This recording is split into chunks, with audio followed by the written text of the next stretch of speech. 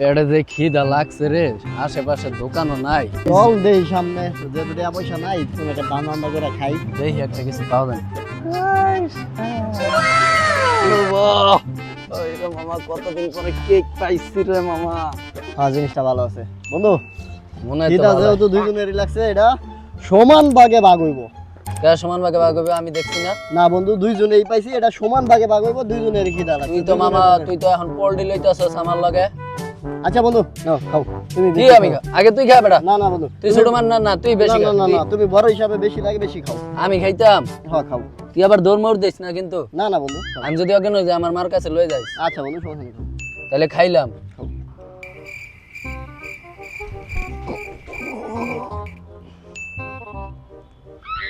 শালা গেছে, একা একা কেক খাইবা না, আয়ো তোমারে খাওয়াইতাছি। দেখছি আগে আমি।